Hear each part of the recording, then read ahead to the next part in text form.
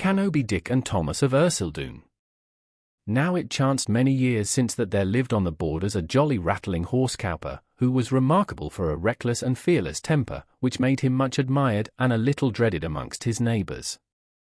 One moonlight night, as he rode over Bowden Moor, on the west side of the Ercildoun hills, the scene of Thomas the Rhymer's prophesies, and often mentioned in his history, having a brace of horses along with him, which he had not been able to dispose of, he met a man of venerable appearance and singularly antique dress, who, to his great surprise, asked the price of his horses, and began to chaffer with him on the subject. To Canobie Dick, for so shall we call our border dealer, a chap was a chap, and he would have sold a horse to the devil himself, without minding his cloven hoof, and would have probably cheated old Nick into the bargain. The stranger paid the price they agreed on, and all that puzzled Dick in the transaction was, that the gold which he received was in unicorns, bonnet pieces, and other ancient coins, which would have been invaluable to collectors, but were rather troublesome in modern currency. It was gold, however, and therefore Dick contrived to get better value for the coin than he perhaps gave to his customer. By the command of so good a merchant, he brought horses to the same spot more than once, the purchaser only stipulating that he should always come by night and alone.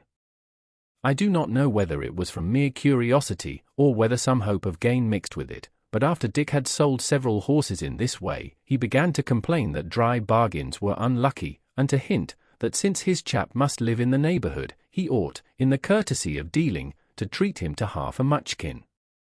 "You may see my dwelling if you will," said the stranger, "but if you lose courage at what you see there, you will rue it all your life."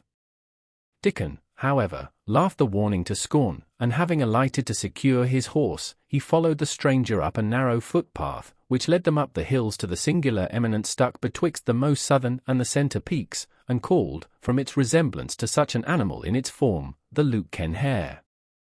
At the foot of this eminence, which is almost as famous for witch meetings as the neighbouring windmill of Kippilaw, Dick was somewhat startled to observe that his conductor entered the hillside by a passage or cavern, of which he himself, though well acquainted with the spot, had never seen nor heard.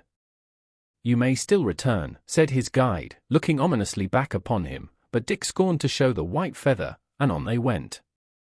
They entered a very long range of stables. In every stall stood a coal-black horse, by every horse lay a knight in coal-black armour, with a drawn sword in his hand, but all were as silent, hoof and limb, as if they had been cut out of marble.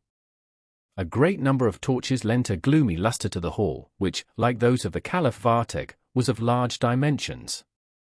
At the upper end, however, they at length arrived, where a sword and horn lay on an antique table.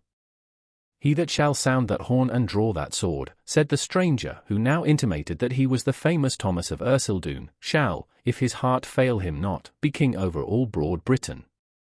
So speaks the tongue that cannot lie. But all depends on courage, and much on your taking the sword or horn first." Dick was much disposed to take the sword, but his bold spirit was quailed by the supernatural terrors of the hall, and he thought to unsheath the sword first might be construed into defiance, and give offence to the powers of the mountain. He took the bugle with a trembling hand, and blew a feeble note, but loud enough to produce a terrible answer. Thunder rolled in stunning peals through the immense hall, horses and men started to life, the steeds snorted, stamped, ground their bits, and tossed their heads, the warriors sprang to their feet, clashed their armour, and brandished their swords. Dick's terror was extreme at seeing the whole army, which had been so lately silent as the grave, in uproar, and about to rush on him. He dropped the horn, and made a feeble attempt to seize the enchanted sword, but at the same moment a voice pronounced aloud the mysterious words, "Woe to the coward, that ever he was born! Who did not draw the sword before he blew the horn?"